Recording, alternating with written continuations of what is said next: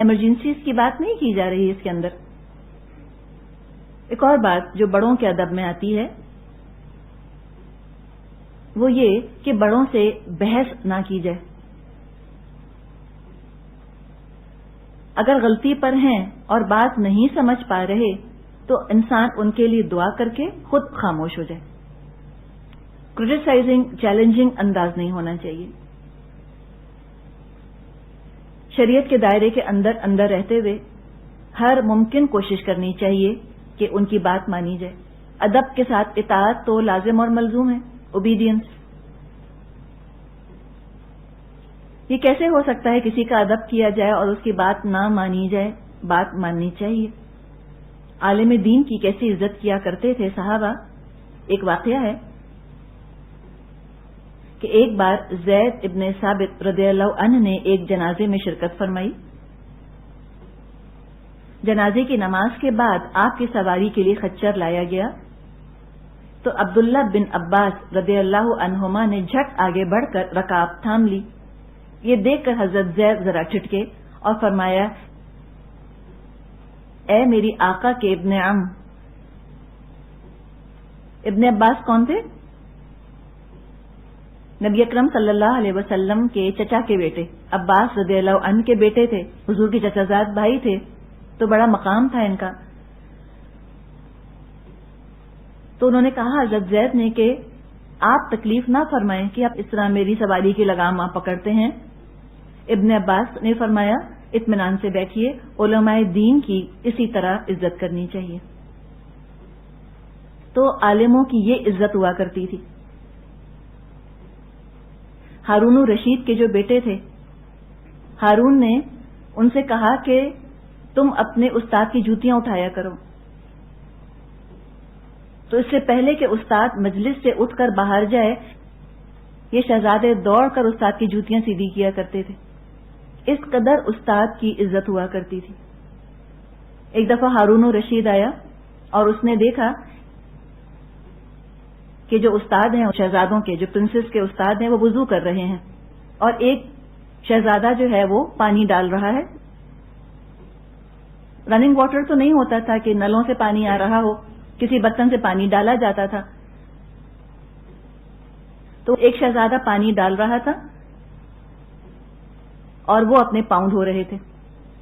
تو ہارون ناراض ہوا، خفا ہوا، کہنے لگا اپنے بیٹے سے کہ ایسا کیوں نہ ہوا کہ ایک ہاتھ سے تو پانی ڈالتا اور دوسرے ہاتھ سے استاد کا پاؤں دھوتا. یہ اسلام کا ادب ہے. آپ سوچیں کتنا خوشگوار وہ معاشرہ ہوتا ہوگا کہ جہاں استادوں کی ایسی عزت ہوتی ہو. عزت بہت ضروری، ادب بہت ضروری. لیکن اگر کبھی کوئی صورتحال ایسی بن جائے کہ ادب اور حکم استاد کا یا بڑوں کا ادب اور بڑوں نے جو حکم دیا ہے وہ آپس میں کلیش کرنے لگ جائے تو کیا کریں؟ ادب کو ملحوظ رکھا جائے گا یا حکم کو ملحوظ رکھا جائے گا؟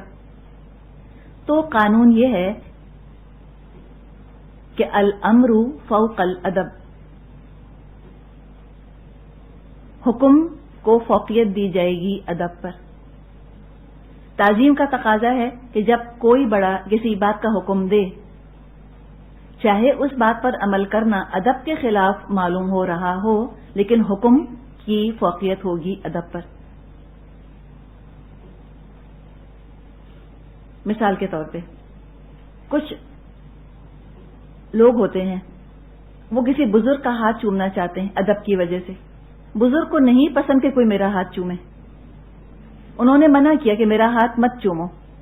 ادب کا تقاضا ہے کہ چومے. اب کیا کریں؟ الامر فوق الادب. انہوں نے حکم دیا ہے نا کہ مت چومو، مت چومو. پھر یا بعض لوگ ادب کی وجہ سے کسی کا سامان اٹھانا چاہتے ہیں، یا ہو سکتا ہے کہ استاد کی عزت کی وجہ سے وہ استاد کی جوتیاں سیدھی کرنا چاہتے ہوں. استاد کو نہیں پسند، وہ نہیں چاہتا کہ میرا کوئی سامان اٹھائے یا کوئی میرا جوتا سیدھا کر کے میرے سامنے رکھے. اس نے کہا کہ مت کرو یہ کام. اب جو ادب کا تقاضا ہے اس کو چھوڑا جائے گا اور حکم مانا جائے گا. اس میں ایک واقعہ لکھا ہے مفتی تقی عثمانی صاحب نے. واقعہ یہ لکھا ہے انہوں نے کہ عالمگیر اور دارا شکوہ یہ دو بیٹے تھے نا شاہجہاں کے. یہ دونوں بادشاہ بننا چاہتے تھے. اب یہ باری باری ایک ہی بزرگ کے پاس گئے تاکہ وہ بھی ان کے لیے دعا کریں. بزرگ دعا کریں ان کی بادشاہت کی. پہلے دارا شکوہ گئے. بزرگ تخت پر بیٹھے ہوئے تھے. دارا شکوہ جا کر تخت سے نیچے بیٹھ گئے. انہوں نے دارا شکوہ سے کہا میرے پاس آ جاؤ، یعنی تخت کے اوپر آ کر بیٹھ جاؤ. تو دارا شکوہ نے جواب دیا کہ میری مجال نہیں کہ آپ کے پاس تخت پر بیٹھ جاؤں. ادب کی وجہ سے کہا کہ میں تو نہیں بیٹھ سکتا آپ کے ساتھ. بہت کہنے کے باوجود بھی نہ مانے، نیچے ہی بیٹھے رہے. اسی طرح چلے گئے. اس کے بعد عالمگیر آیا. عالمگیر آ کر وہ بھی نیچے بیٹھ گیا.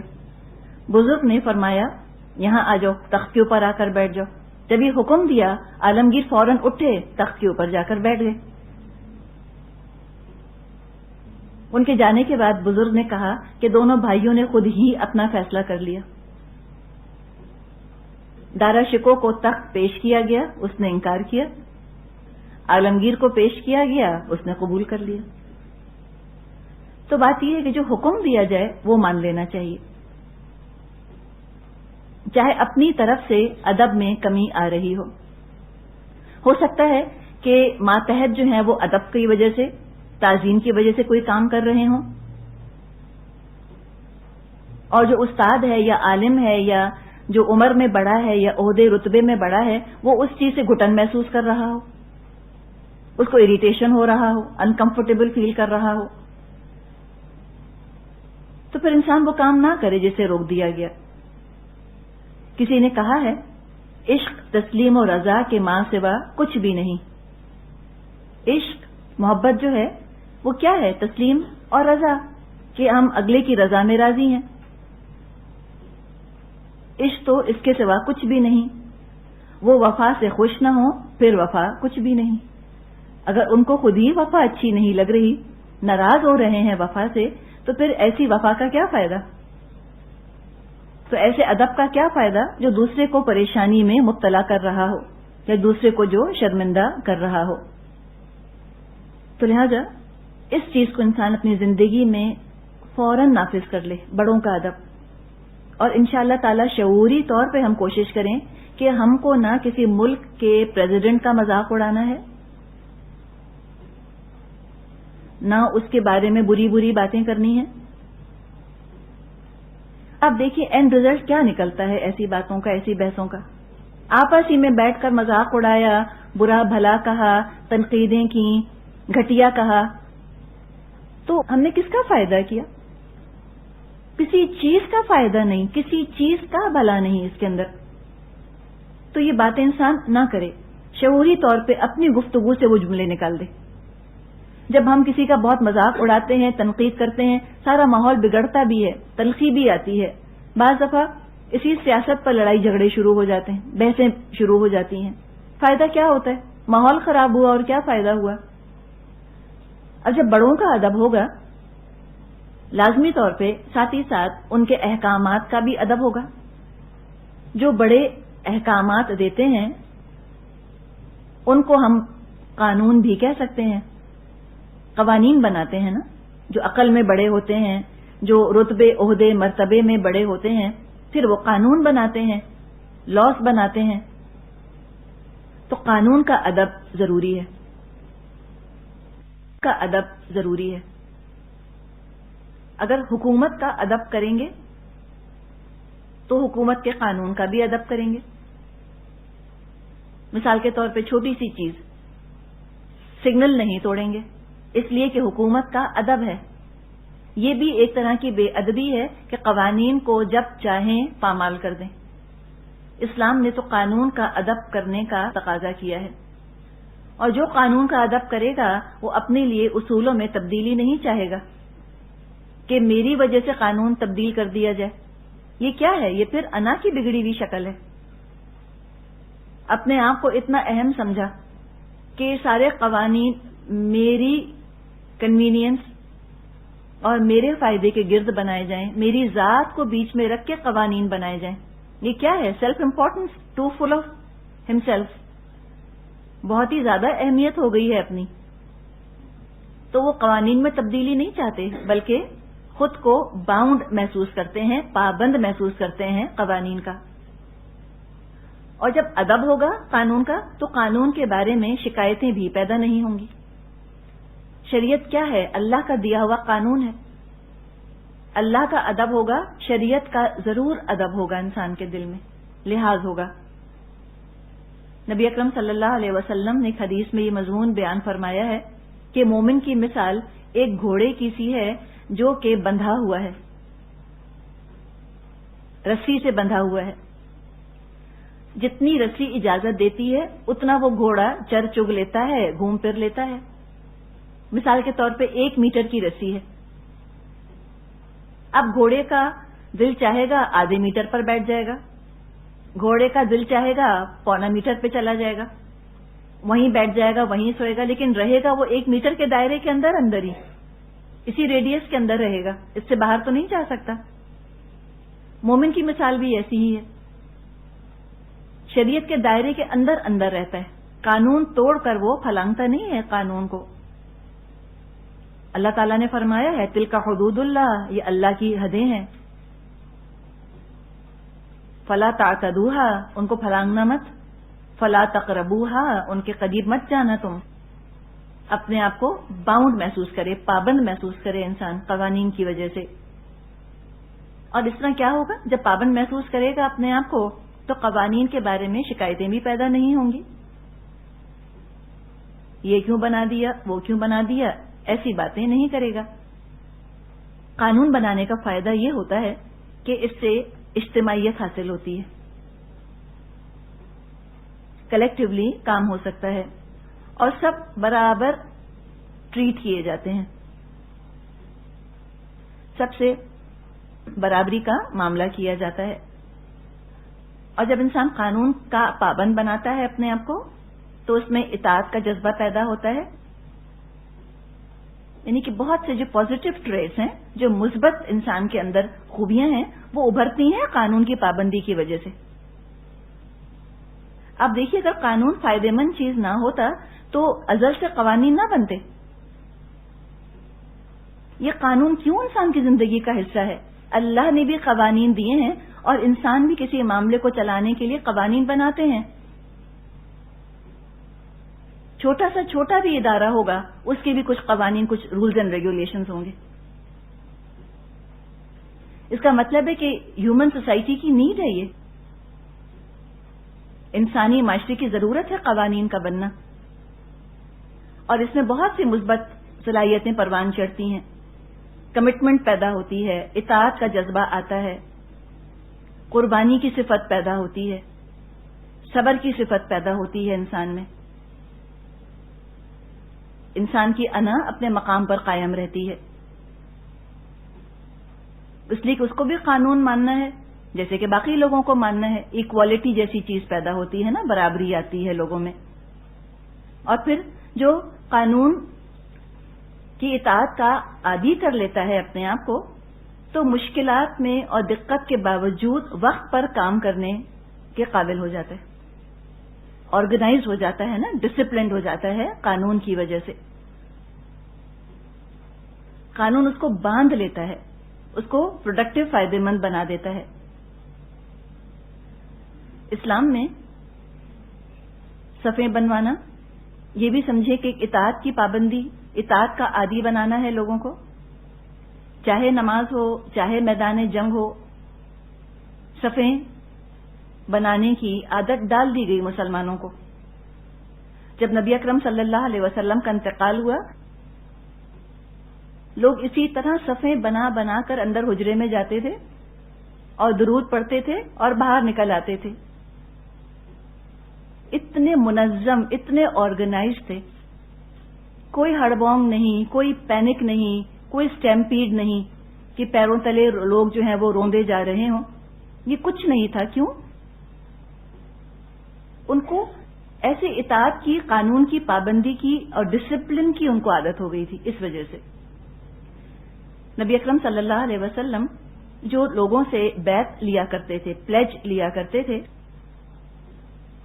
اس کے الفاظ متفق علیہ روایات میں موجود ہیں، بخاری میں اور مسلم میں. عن عبادہ ابن صامت قال، عبادہ بن صامت رضی اللہ عنہ فرماتے ہیں بایعنا رسول اللہ صلی اللہ علیہ وسلم، کہ ہم نے بیعت کی رسول اللہ صلی اللہ علیہ وسلم سے. کس بات پر؟ علی السمع والطاعۃ، کہ ہم حکم سنیں گے اور مانیں گے. نو ifs اینڈ بٹس، ایسا کیوں ویسا کیوں. قانون پر تنقید کی عادت نہیں تھی مسلمانوں کو، قانون کو ماننے کی عادت تھی. فی العسر والیسر، خواہ مشکل ہو خواہ آسان ہو. والمنشط والمکرہ، خواہ ہماری طبیعت کو خوشگوار لگے خواہ ناگوار لگے. وعلی اثارۃ علینا، خواہ دوسروں کو ہم پر ترجیح دی جائے. وعلی اللہ ننازع الامر اہلہ، اور جس کو بھی ہم پر امیر بنایا جائے گا ہم اس سے جھگڑیں گے نہیں.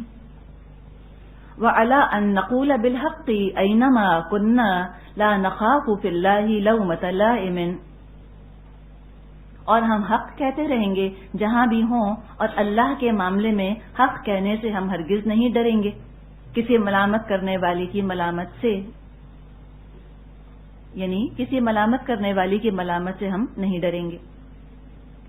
تو اس میں آپ زور دیکھیں، علی السمع والطاعۃ فی العسر والیسر والمنشط والمکرہ وعلی اثرۃ علینا.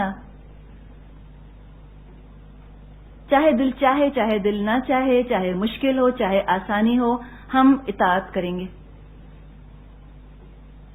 تو چیلنجنگ مزاج اسلام نہیں بناتا مسلمانوں کا. ہر چیز کو چیلنج کرنے مت کھڑے ہو جاؤ.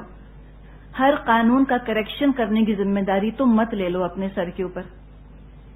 جب انسان قانون کی اصلاح کی فکر میں لگ جاتا ہے تو وہ اطاعت نہیں کرنا چاہتا. وہ کہتا ہے کہ قانون درست ہے ہی نہیں، کیا اطاعت کریں اس کی. تو قانون پر تنقید کرنا یہ بھی بے ادبی کا ایک اظہار ہے. سورۃ النور میں اللہ تعالیٰ نے فرمایا ہے